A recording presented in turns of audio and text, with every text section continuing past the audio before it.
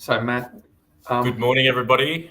How are you? It's wonderful that you're able to join this webinar sponsored by ICOM Australia and supported by the team here at the National Museum of Australia. I'm Matt Trinca, Chair of ICOM Australia and Director of the National Museum. Today I'm joined by Tarisi Vunidilo, General Secretary of the Pacific Islands Museums Association, and Peter Denham, who's the Director of Collections and Research at Queensland Museum. And I have to say I'm very grateful that they're joining me for this discussion about redefining the museum in the 21st century. Can I begin, as always, by acknowledging the First Peoples of the place that I'm in, and by extension, the First Nations across this country and elsewhere, of those who are joining us for this webinar. We're very fortunate here at the National Museum to be welcomed by the Ngambri Ngunnawal peoples of Canberra, and I'm grateful for that enduring welcome. And indeed, I want to acknowledge all Aboriginal and Torres Strait Islander peoples across this country, and indeed any First Nations participants involved in the webinar today. Thanks for taking the time out for this. This is going to be a relatively informal approach to discussing where we're up to with the new museum definition for ICOM. This is an issue that will be resolved, we think, one way or another at the General Assembly of ICOM in Prague later this year. I want to give you a sense of what we're about to do. I'll give a short introduction, provide some background to the development of the proposals, and show you the proposals.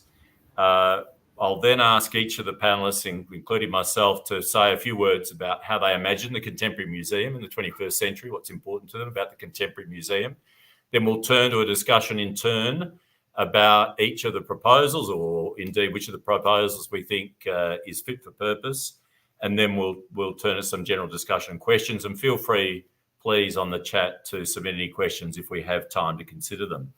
I think a lot of you know the background to this, that ICOM in 2016 at the General Conference and the General Assembly in Milan decided that we should pursue an effort to construct a new definition of museums. And of course, the existing definition was settled upon in 2007 after some minor changes to the one that had preceded it. A working group was constituted, led by Jette Sandal, the well-known Danish museum leader and professional. It included our own Margaret Anderson from Australia and members from around the world. And that proposal was considered in Kyoto in 2019. Of course, it wasn't supported. And indeed, in the year or so after that, I think it's fair to say that the ructions caused by the failure of that proposal and the arguments that surrounded Kyoto really reverberated throughout ICOM. Since that time, we've seen the resignation of Sway Aksoy, the president, and the leadership mantle passed to Alberto Galandini, who recommitted the organisation to coming up with a definition that was fit for purpose in the 21st century. I've been a member of the working group since that time, now known as ICOM Define, that's comprised of more than 20 ICOM members from around the world. There's been a whole series of consultations to try and generate the words that would be important to people that they wanted to see in this new definition. And it's now at a point, after a series of consultations and drafting exercises, that the national committees have to indicate their preference. And indeed, this webinar is really to learn from you what your sense is about each of the 5 proposals is that we have been given to consult on. At the end of this session, I'll actually flash up a slide that shows you how to get involved and how to make your preferences known through a SurveyMonkey exercise. And I'd really encourage you, after listening to our discussion today, to join this by making your views known through that survey, and they'll be strongly followed by the Australian National Committee. I want to just turn to the proposals now quickly before introducing our panellists. Each of the 5 proposals you'll see bears a lot of correspondence. I'm going to flash them up on the screen briefly. The first proposal And what I mean by that is that each shows the obvious similarities in language. It's emerged out of the consultation process with members across the world. The first is there, a museum is an accessible, inclusive, not-for-profit institution that inspires discovery, emotion, reflection and critical thinking around tangible and intangible heritage in the service of society in an active partnership with diverse, collect, conserve, exhibit, educate and communicate. They operate professionally and ethically, promoting sustainability and equity. Turn to the second proposal. A museum is a permanent, not-for-profit institution accessible to the public and of service to society. It collects, conserves, interprets and exhibits tangible, intangible, cultural and natural heritage in a professional, ethical and sustainable manner for research, education, reflection and enjoyment. It communicates in an inclusive, diversified and participatory way with communities and the public. Proposal 3 is a museum is a not-for-profit permanent institution in the service of society that researches, collects, conserves, exhibits and communicates tangible and intangible heritage. Open to the public, it's accessible, inclusive and fosters diversity and sustainability.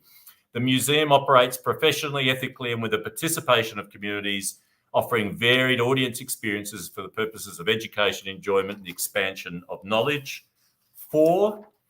Proposal 4 is a museum is an inclusive, not-for-profit institution open to the public which researches, collects, preserves, exhibits and communicates tangible and intangible heritage, facilitating critical reflections on memory and identity. Museums are in the service of society, providing educational and knowledge-sharing experiences driven by communities or shaped together with their audiences. Museums can take a wide range of formats, fostering equal access, sustainability and diversity. And the final proposal, a museum is an open and accessible, not-for-profit institution that collects, researches, preserves, exhibits and communicates the tangible and intangible heritage of people and the environment for the benefit of society. Museums are committed to ethical and sustainable practices and are operated in an inclusive and professional manner to create enjoyable and educational experiences that foster curiosity and discovery. You will see by now that each bears a very strong relation to the other. And that's really born of the way this was put together. The idea that each of the drafting groups had to follow fairly carefully the results of the consultation exercise that was global. It does mean that you'll see there's a kind of a narrowed palette, a kind of a lexicon that emerges out of these definitions, but there are, I think, subtle differences between them all. We'll come to consider the proposals in a moment, but first, I'm delighted to introduce Peter Denham, Director of Collections and Research at the Queensland Museum, and to ask Peter to share with us his views in general about what a contemporary museum should be or could be. Peter. Thanks, Matt. Hi, Tarisi, and hi, everyone. Yeah, I've been working in museums for more than 30 years, large and small, across a range of focus areas.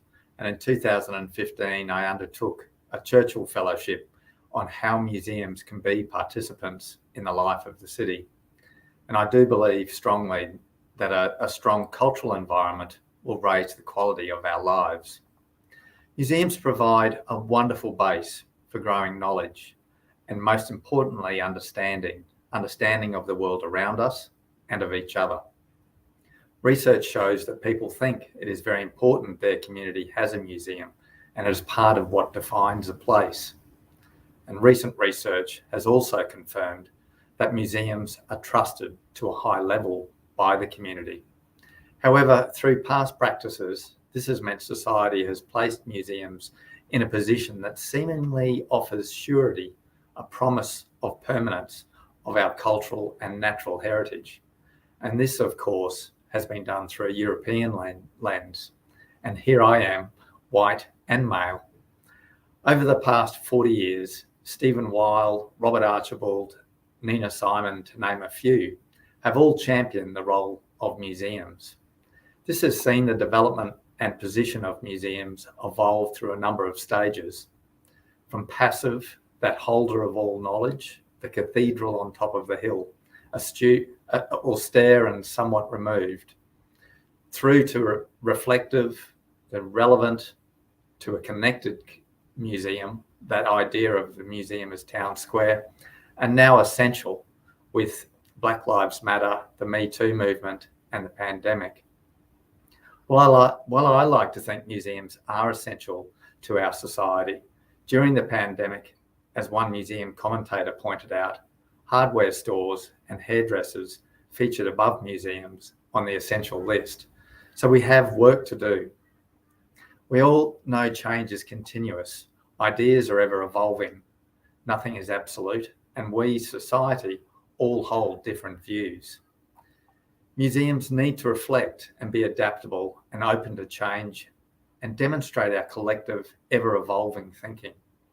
Be that sponge to absorb information. Be the heartbeat where things happen, and then be the platform to share and express new ideas and provide the context, good and bad, that saw us get to this point in time. Museums need to be porous and transparent, a platform to meet, share, and mediate ideas. During my Churchill Fellowship, I visited 16 cities to see how museums could be a participant in the life of their city. Many museums have already moved to an inclusive and more open organisation where co-production is a feature of the programming. Some have moved further than this, and I think as an industry, we need to demonstrate this in our other activities, not just exhibition projects, but in practice for research, acquisitions, conservation, collection management, outreach, and digital approaches. It is also about our visibility. Can the community see themselves in the organisation as well as the content? And do they have a sense of ownership of the museum? I think museums are also in a position to ask the hard questions because they can provide the context, but also through great experiences, lift visitors in a way that no other place can. Each museum is particular, its collection, purpose, community, and circumstances, but all can enable participation, involve their community in the narrative in some way. I would like to see in the new definition that it expresses what museums do, including astute contemporary collecting and collection care, community engagement and working with the community, providing access for all, undertaking new research, strengthening knowledge and understanding, a wide range of accessible and participatory experiences, a dialogue with local audiences in a way that demonstrates community ownership. We must recognise that museums are places of privilege historically, but also today. Today we get the opportunity to discuss and look at a wide variety of subjects. We are incredibly fortunate to do the work we do. Over time, museums have been positioned to represent tradition as the high culture, not accessible to all, and a new definition must alleviate this and move us forward. Ultimately, for me, museums need to be recognised as a thought leader in the community, so as cultural investment is central to our society decisions, and so that museums can provide fulsome advice, provide meaningful and hopefully profound opportunities, and lead the way by demonstrating our shared values and making visible our collective ideas and aspirations. Thanks. Thanks, Peter. A lot of food for thought there and an expansive view of the Contemporary Museum. We turn now to Tarisi Vunidilo, the General Secretary of the Pacific Island Museums Association, for her thoughts about the Contemporary Museum. Tarisi. Lisambula Vinaka and aloha. Warm Pacific greetings to you all. I would like to take this opportunity to thank the ICOM Australia team for inviting me to represent the Pacific Island Museum Association. And it's a wonderful privilege to be here, to be able to share what our thoughts are in terms of looking at a contemporary museum, but also looking at how we can define the word museum and making it relevant to us. In terms of listening to my colleague Peter, I kind of remember three letters, if you can just remember this, the three R's that I can take from what Peter just shared. One is relevance, 2 is remembering. And number 3 is looking at museums as repository of our past and our history. The other one, letter C, 3 C's, community, culture, and creativity. And in between these 3 R's and 3 C's is 1 P, which is people. And that is something I want to share with all of us today, bringing in the love of all our brothers and sisters across the Moana. So I'm here representing all the islands, as you can see here on this map of the beautiful Oceania. And I'm originally from Fiji. I used to live in New Zealand, and now I'm living in Hawaii. And I feel really privileged today to actually bring those perspectives in today's discussion. Okay, the next slide. So this is the organization that I represent today. So I'd like to acknowledge the PIMA chair, Joseph Cameron, who is in Guam at the moment, and the rest of the board members and our PIMA members all over the Pacific and all over the world. Aloha to you all. So what happened in terms of being requested to be able to speak today and share our perspective on this new road that we're going to be on in the next years to come in terms of looking at museums, I went back and looked at our PIMA Code of Ethics as well as our PIMA Constitution. And it was so amazing to see these beautiful words in there. And so when I look at the PIMA Constitution and Code of Ethics, these were some of the key words that I want to highlight. As I said earlier, the 1 P, which is the foundation of what we do, it's the people. Number 2, community participation. Number 3, cultural and natural heritage management. As we can see in the Pacific, culture and nature are one in most of the things that we do. And number 4, 5, 6, and 7 are those key activities that we know that museums should be doing now and for the future. Research, education, safeguarding and preserving our culture and heritage, and definitely access. So these were the keywords I was looking for. And linking in now to the 5 definitions, I thought that I would like just to highlight some of the observation I made in the definitions that was shared earlier, but I just wanted to share why I chose number 1 as the people, because it is in our PIMA documentation, but also in the way we do things in the Pacific. So I would like to acknowledge the Auckland Museum in terms of the work that they've done over the years in connecting with the Pacific community in Aotearoa in caring for our Pacific taonga. So I could see in the modern day museum, there's a shift. It's a shift from just looking at curators and working behind the scene, but now we are going over into the community and involving the people that these treasures belong to. So I'm just going to show a few pictures that come back to my first point, the people. So these are some pictures that we were part of at the Auckland Museum, in which we were, the team at the Auckland Museum invited our communities to come in and share their stories and have their voices recorded. So these are the community from the Cook Islands. Next. And this is at the Australian Museum in Sydney. In here is our colleague who's a curator there with the president of Kiribati.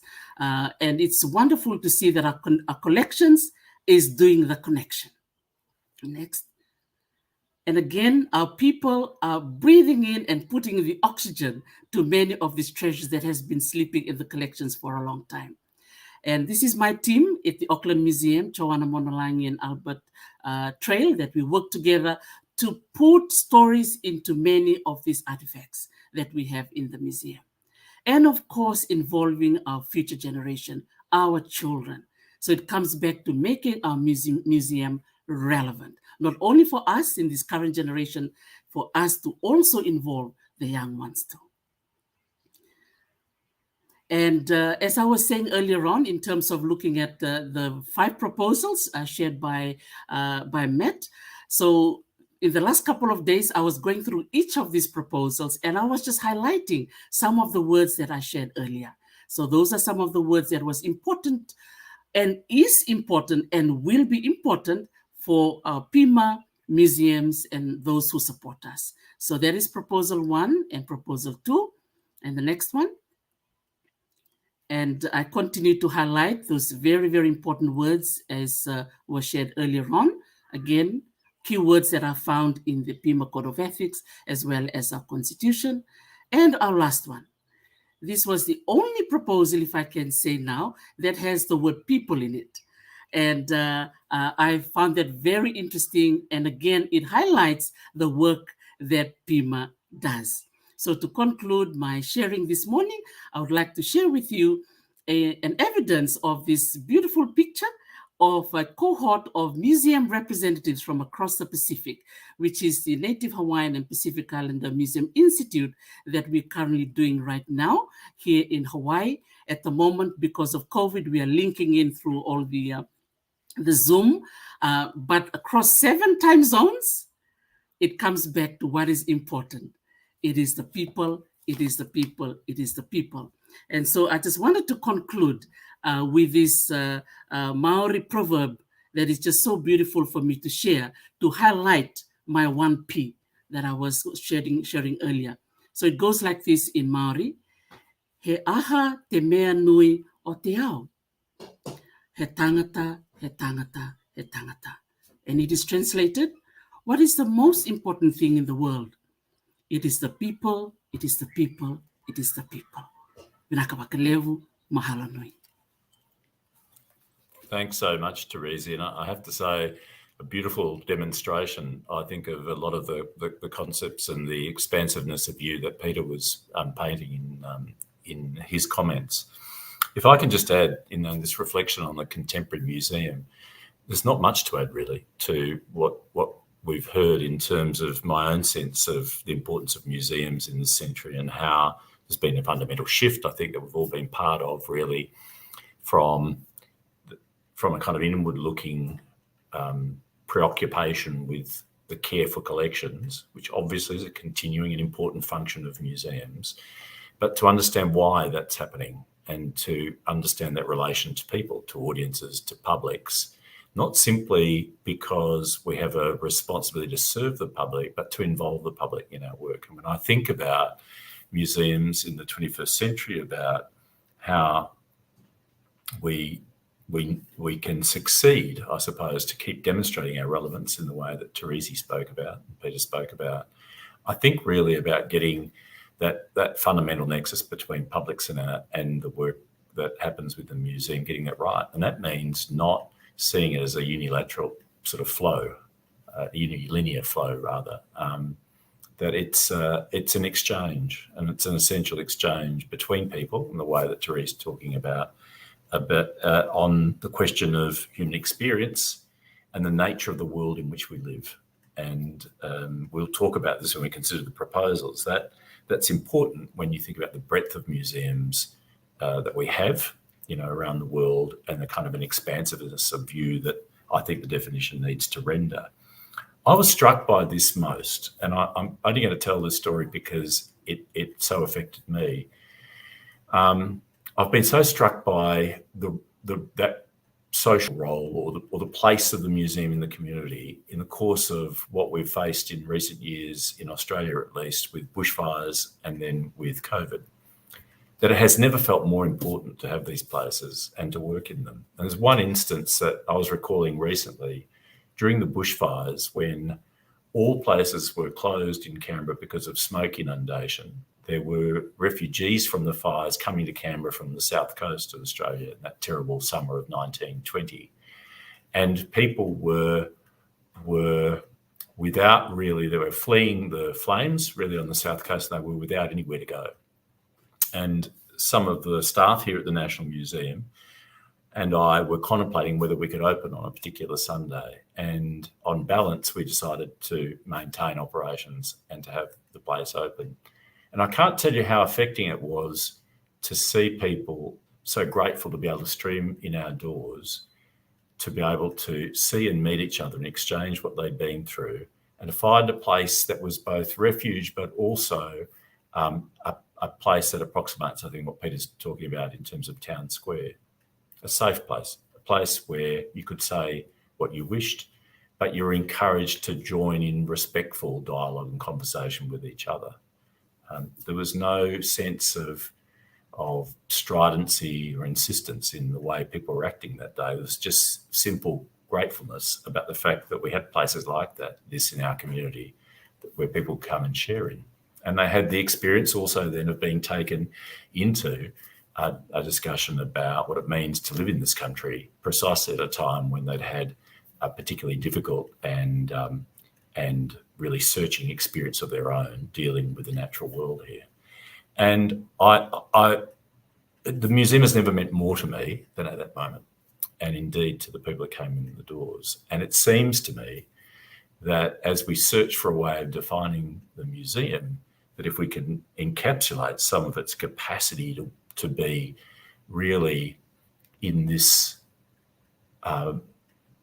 this sense of partnership with community that's so essential, that's dialogic, and that provides, as people have said before me, a safe place for, yes, exchange of ideas, but also about the reflection of what it means to be human and to be human living in the world.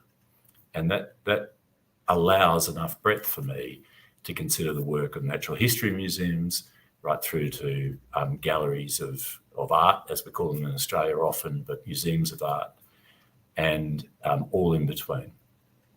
So with that, I'd suggest that we can turn now to consider which of any of these proposals look fit for purpose. I'll ask Peter first just to give a few, to give his reflections on these 5 proposals, and then I'll turn to Tarisi and then end with a few comments. Peter. Thank you, Matt. I think I have to share a story too. Recently, the Queensland Museum network has a number of campuses, including the Museum of Tropical Queensland in Townsville.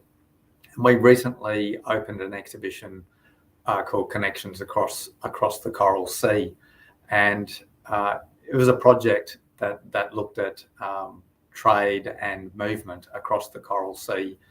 And one of the displays is a trench, a midden of a midden that was looked at through the research to age what was in the midden.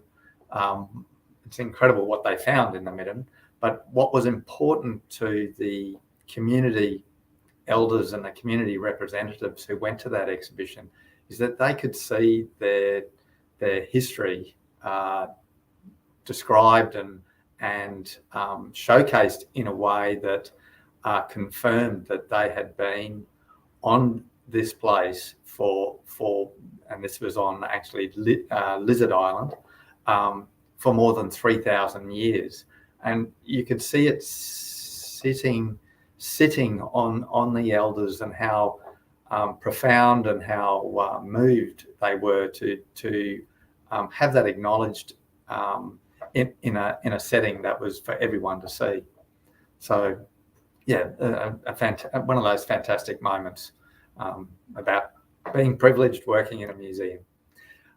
Let's look at the definitions, and of course, definitions are all important to our work. We label things every day. But I'm sure we all appreciate that definitions are only ever a starting point. And I agree we do need to update our definition because it is now 15 years old. And for me, Kyoto, and Matt has touched on this, was somewhat verbose and it overpromised, I thought, something many museums could not achieve. A challenge, I think, is to ensure we select a definition that is accepted by not only the diverse cultural industry, but also the definition has to be understood by society, particularly our community stakeholders and funders. And given our funding models and reliance in this part of the world on government, in the traditional bureaucratic definition, we are not the Department of Community Services. but we most definitely are in the service of the community. However, given that government support is slowly decreasing and we're looking to build a stronger philanthropy base, the challenge is how we demonstrate the role culture plays. And the expectations continue to grow as that balance of government funding shifts and we look for self-generated and commercial revenue. And this balance is only going to intensify. And that definition, therefore, is all important, that we can't overpromise, because that is a double-edged sword. And we already have key performance indicators, such as attendance figures, attracting tourists, driving urban regeneration, regional economic growth. And it must be noted that all of these create new inequalities. What we are now looking to incorporate are very important social impact measures. And I can't agree more with Tarisi about how people are central to everything we do. Each and every one of us that make up our society has a level of social responsibility, whether you are a museum or a large corporation. But museums are ideally placed to help demonstrate and lead that conversation. And even looking at the last few years since Kyoto, wow, what a change has happened again. We've had racial and structural inequalities, social justice, polarizing politics, environmental breakdown, and a pandemic. So how do we show we are essential, relevant, and viable? I think all of the 5 definitions can all serve the purpose. But again, I keep going back to that idea of understanding. In the first definition, I didn't see what they collect. Tangible and intangible heritage, while we, the museum industry, understand that, I don't know if everyone is it simple enough to actually absorb. The second definition is much more straight up, and probably because it adds cultural and natural heritage and has participatory, I lean toward it as one of the 2 definitions I would support. Although I would replace communicates to operates, I think as we do communicate. The third definition, again, has tangible and intangible heritage only. And I didn't think varied. I don't think that was necessary because it does have negative connotations. I did like in that third one the expansion of knowledge, because we do build through our collections and through our research. We do. That is something that is actually makes museums a living thing. The fourth definition only looked at memory and identity. Nothing, to me, it didn't talk about the natural world. And as Tarisi beautifully pointed out, it's very much part of, I think, everyone's everyday. They just need to look a bit harder than your culture, Tarisi. I didn't also in 4, I found it probably the weakest, that it, although it was well intentioned, that it's confusing with driven by communities or shaped together with the audiences. I think these are actions that museums can actually undertake. I don't know if it's actually part of the definition. And the 5th was the other one that I thought was most aligned to a greater understanding of what we want to try and achieve. And it was straight up, and it covers everything, although I would include cultural and natural into the definition. And I think it can be a museum experience can be more than enjoyable. But how do we describe that? So I think we do need a definition that defines first what is unique about museums, followed by what it can do. It doesn't mean we can't be placemakers, open and inclusive, provide spaces for dialogue, debate and discussion, places for feeling, for understanding and sharing, enacting social, environmental and economic sustainability, and encouraging positive change. But for me, what is unique about museums is our collections and the opportunity we can provide by harnessing past, present and future possibilities. Coupled with contemporary awareness, creativity and empathy, making all these values and our communities visible. Museums, their collection and offered experiences at their best can be transformative. So of the 5 definitions, I lean towards definitions 2 and 5 with those few little tweaks, if that's a possibility. But ultimately for me, it is our actions and how we operate that will define and demonstrate the importance of museums today. Thanks. Thanks, Peter. I appreciate that reflection on the proposals. I'd ask Tarisi now to say a few words about any preferences or interests she has in one or more of the proposals. Tarisi.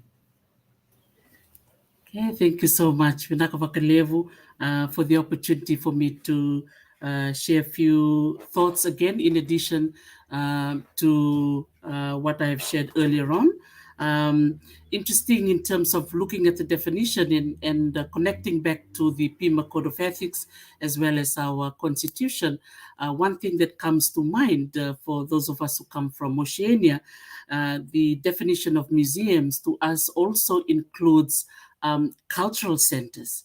And it's really interesting that bringing museums to be relevant for today, a lot of our communities are still living and they are still doing a lot of the things that may be in collections. So they are still living heritage knowledge holders who are still weaving, who are still carving, who are still composing music, and doing amazing things that the evidence of which are in collections.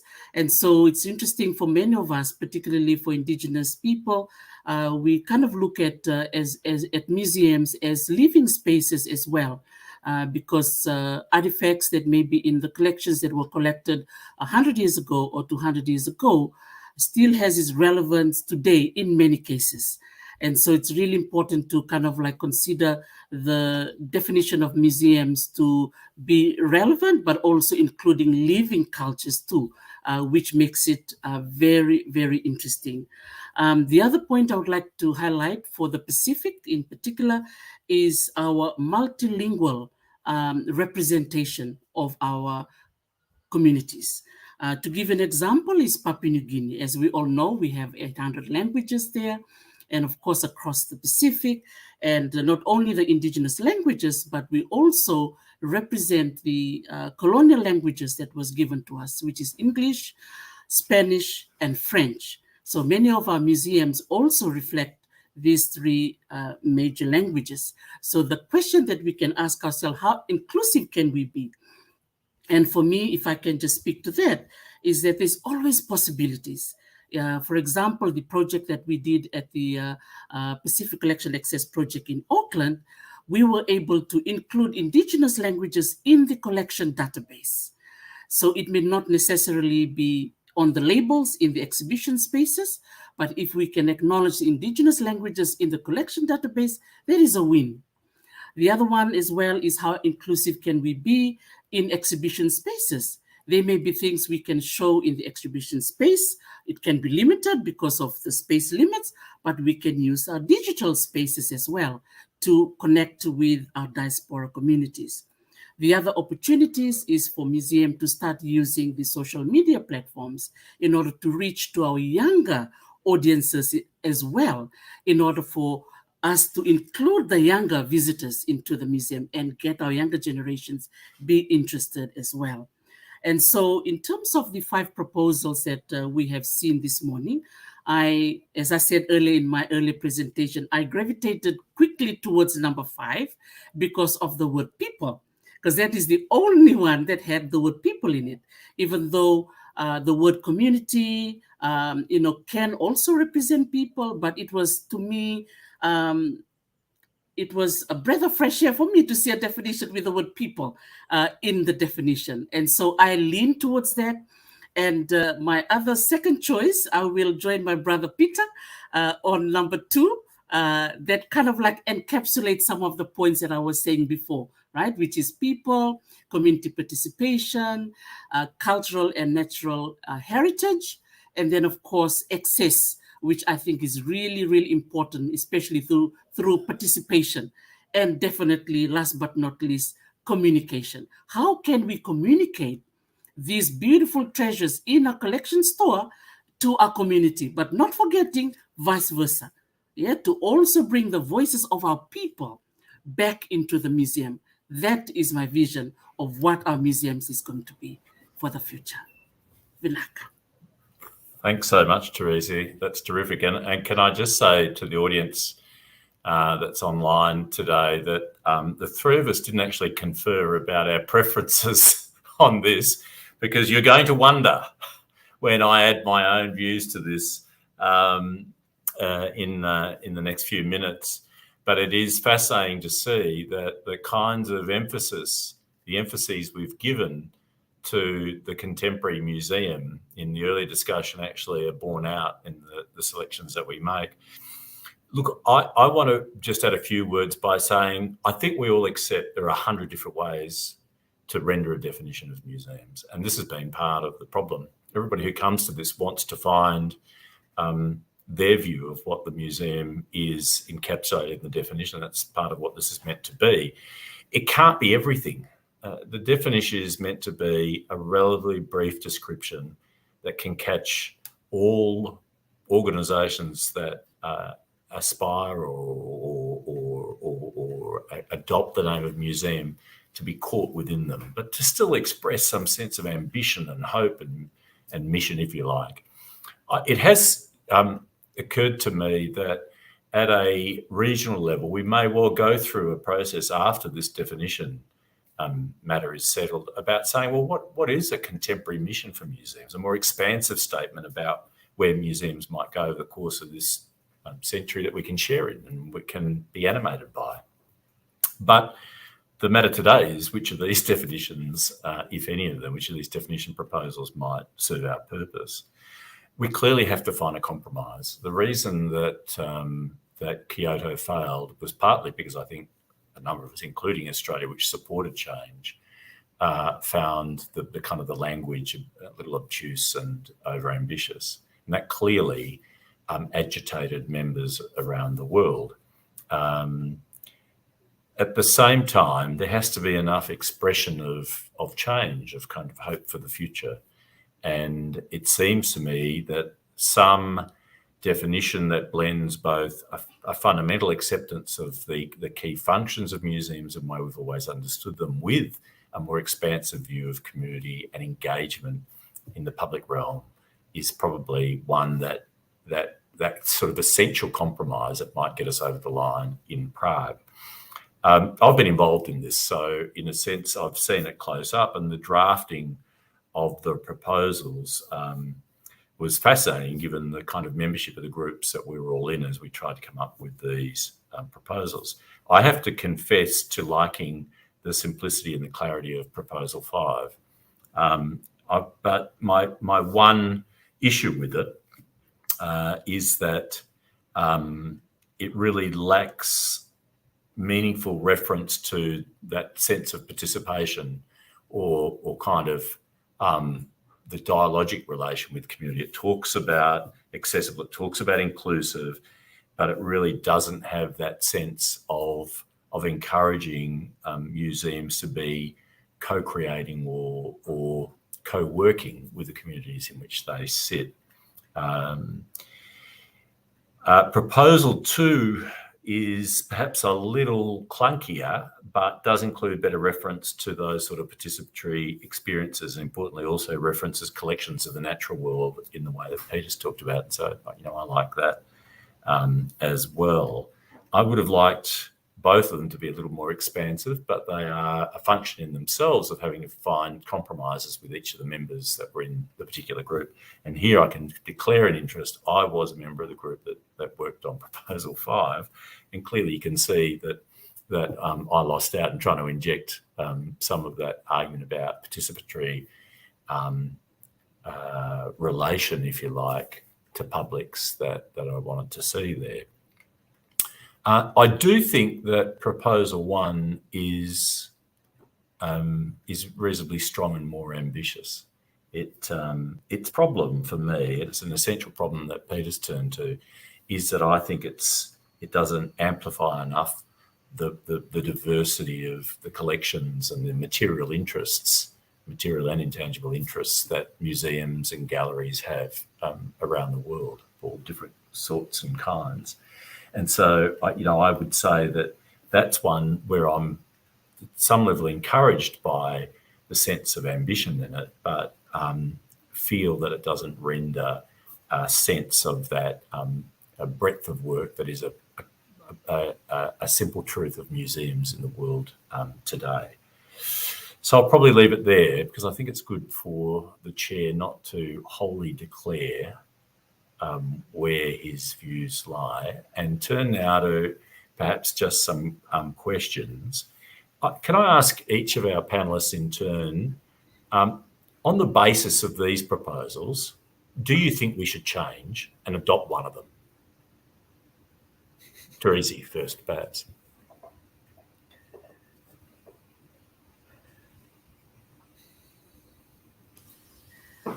Yes, looking at the definitions, as you've mentioned there, Matt, as you showed, they're very closely connected. There are just some small variations to it. But as I mentioned, if there's a consensus from our region to choose one of the 5, then that may be the way to go. As I've shared earlier on, those are some of the key things that I would like to see accepted in Prague, a definition that would represent us and include some of the points that I mentioned, particularly when it comes to natural and cultural heritage, the people, education and research and communication. I think at the end of this meeting, there can be, a consensus amongst those of the colleagues that are listening in, particularly through your leadership, Matt, to help guide us whether we can be able to choose one of the 5. I have a feeling we're in a good stead to do that, given hearing both of your presentation today. I would like to see whether we could include some of what I shared personally from our end, from our Pacific perspective. I leave it at that for now, but I have my preference, and maybe I can share it before we finish this webinar. Well, I hope we hear it before we finish, because we've only got about another 10 or 15 minutes, but I will come back to you about that, Tarisi. Okay. Peter, I'd love to hear Tarisi's definition, because I think, and it's really interesting and great to hear that even the 3 of us are somewhat aligned to 2 of those definitions, and all for underlying purposes that I really believe are the basis of what a museum is. Yes, we do need to update the definition. I think that, even if museums are seen to be moving, I think it is really important. But as Tarisi pointed out, it'd be great to be able to provide a definition or a tweak to those definitions, if at all acceptable in the ICOM organisation. I might just turn to a question there, Peter, that has come in online about, I'll bundle a couple of these up because I think they come from the same person. You can see there's an emphasis on, not-for-profit. That's in all of the definitions. You can see an emphasis on the idea of permanency as well of these institutions. These were terms that came up very strongly in the consultation exercise, but the audience member reasonably asks, I think, do museums need to be permanent? Do they need to be not-for-profit? I think not-for-profit, you're in the service of community, okay? And often a not-for-profit means exactly that, and that you're putting the resources provided to you, whether through government funds or other community funds, philanthropy, etc., foundations. Yes, you're in the service of society. So I do believe not-for-profit. It doesn't mean you can't be very commercial to do that work. Yeah. So, and I think that for me is the crux, that museums can be commercial, but always for the purpose of serving community. Great to do super experiences. Permanent can be sometimes a tricky thing, and I think Tarisi's touched on that, looking at cultural centres, community centres and things like that, that may or may not have a collection. What they do is have a collection of memory, and this is where memory comes into it, and shared beliefs and things like that. But ultimately, we need to know that collections are there, and if you do have a collection, you hold it responsibly for future generations, which in turn makes it somewhat permanent. What do you think, Tarisi? What do you think, Tarisi? About this question about whether museums have to be not-for-profit, do they have to be permanent? Yes, I think I'll support what Peter has just mentioned earlier, that we are institution of service. I think that's really important. If I look at proposal number 5, the word that came to mind there that attracted me, apart from the word people, is the word ethical. That's something that comes to mind in terms of what is our main purpose. Are we, there to make money, or in addition to that is to serve the people? So profit is, or money is also something that that makes the museum do what they do. But I think there has to be that emphasis of the service to our community.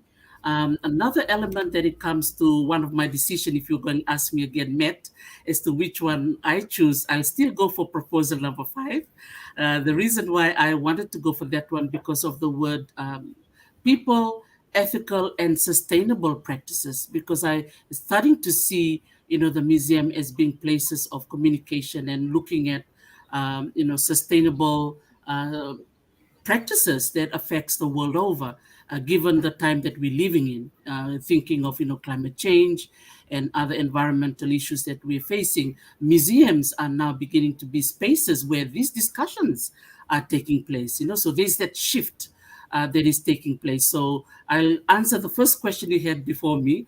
For some reason, my heart goes to number 5.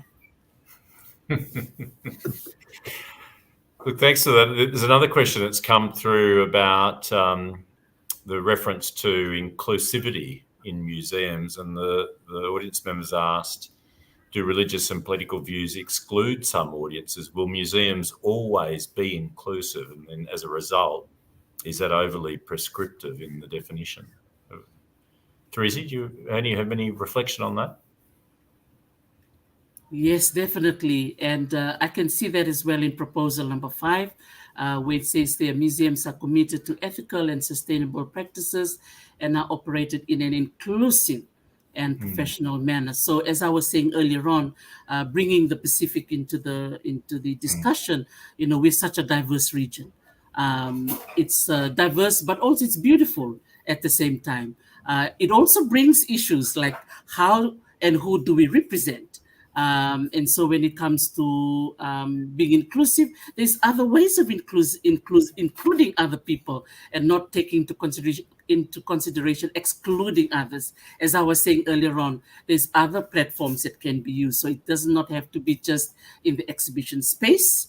There can be also the use of the digital spaces, which many museums are doing now, but also using, other avenues too, whether it's through print media or through social media. And of course, we cannot include everybody. I remember working at the Museum of Te Papa Tongarewa in New Zealand a few years ago. They had a rotation program where, ethnic communities that live in New Zealand have the opportunity to share their stories. And that was beautiful, that everyone they will have their turn. So the time will come, when the Indian community came in, and the Italian community came in as well. So again, we have some really good case studies that are doing so well right now. So maybe as a museum community, we can take note of what are some of the good things that are happening now, and maybe we can take some of them into the future in order for us to take inclusivity into consideration. Thank you. And Peter, thanks, Tarisi. I think museums, just by being that place in a city, that they do have to be inclusive. And yes, the museums are not places of propaganda and what have you. They're places, yes, the subject matter may be focused on belief, or but I don't think it's a place to push one political view or one religion over another. It's as I said earlier, it's a place to provide understanding. We all have different beliefs. We all have different systems. What is it that we can share in that to provide that greater understanding of each other? Yeah, indeed. It's interesting, just in reflecting on these questions, you could see the attempt in some sort of constituencies of ICOM around the world that this issue of inclusivity, of accessibility, of this strong engagement with communities is uppermost in people's minds, and wanting to see it reflected in the definition. Those other points that were reverted to by the audience about not-for-profit and permanent were not necessarily considered as highly in some parts of the world, and indeed in Australia probably weren't as key preoccupations as they have been elsewhere.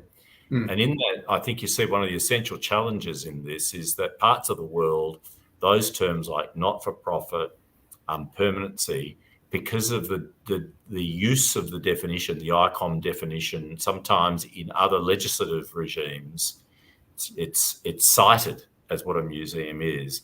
Yeah. It's become important to, particularly in parts of Europe, to retain those, what you would say are fairly standard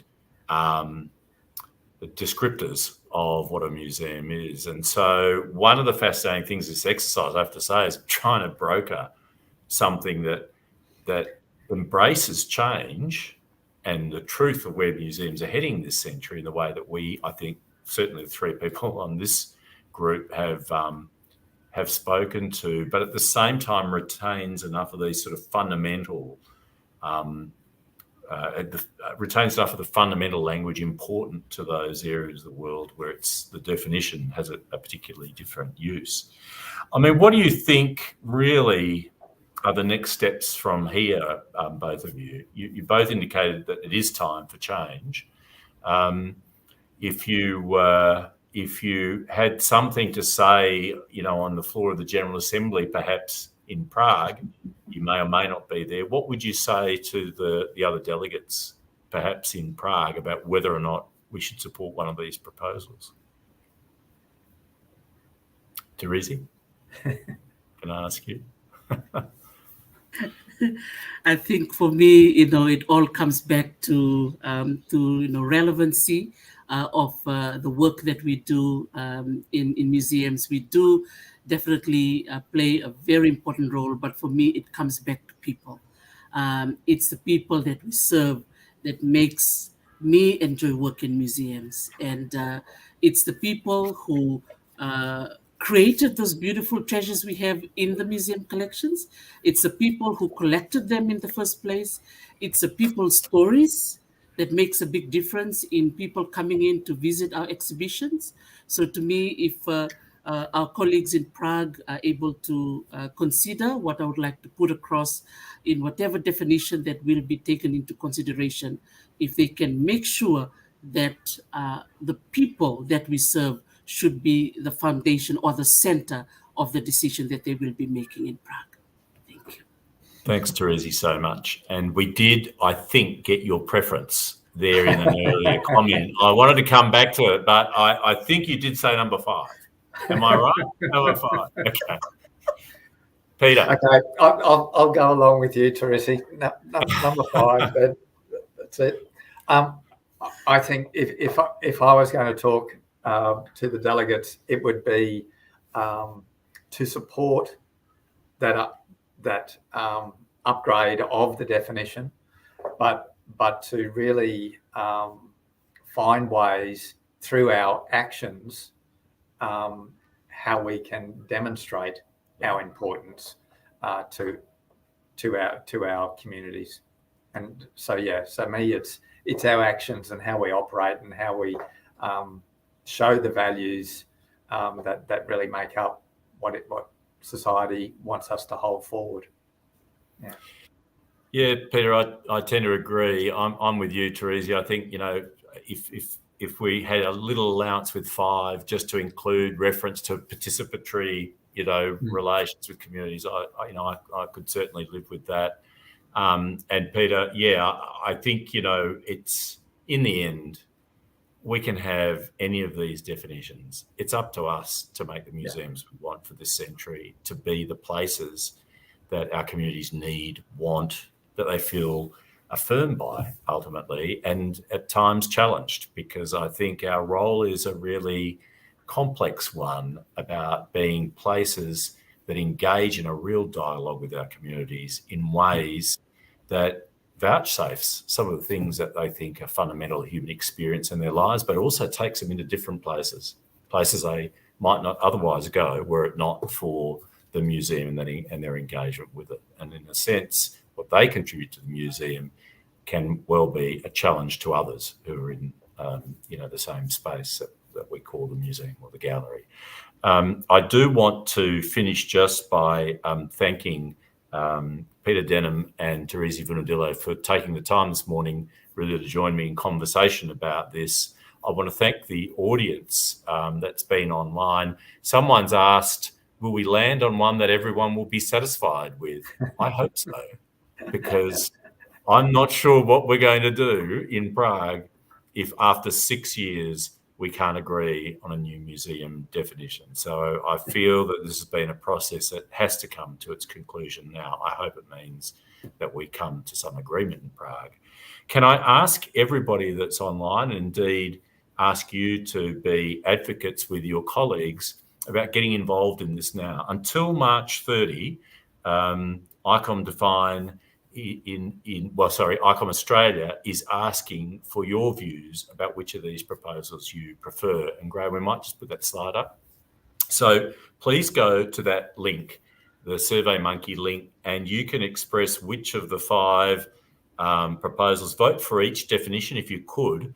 1 for the most preferred definition, 5 for the least preferred definition. And I can promise you that the ICOM Australia board is going to be strongly informed by what comes from this survey.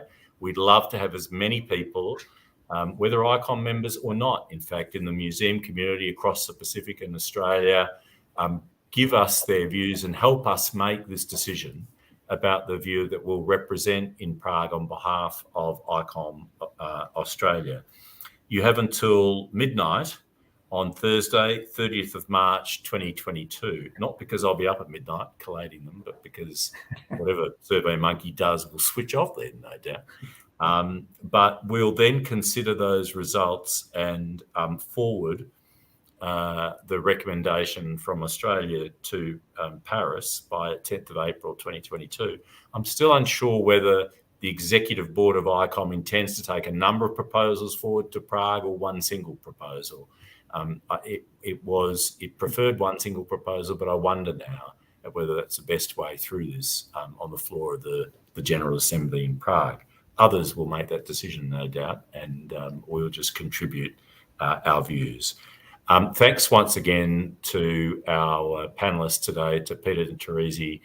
Thank you all for joining us today. This webinar will be available via a link from the ICOM Australia website shortly. I thank also the staff here at the National Museum of Australia who've done so much work behind the scenes, Graham and Kate, and Kate Hatzis, my executive officer, really for putting this together, and indeed the National Committee of ICOM Australia, Liz Ged, and others who got the word out about this this webinar. Please encourage your colleagues to perhaps have a look at it if they have time. Thanks again. Have a great day and a great weekend, everybody. And I really look forward to the proceeds of your votes on the Survey Monkey site. Thanks, everybody. Thank you all.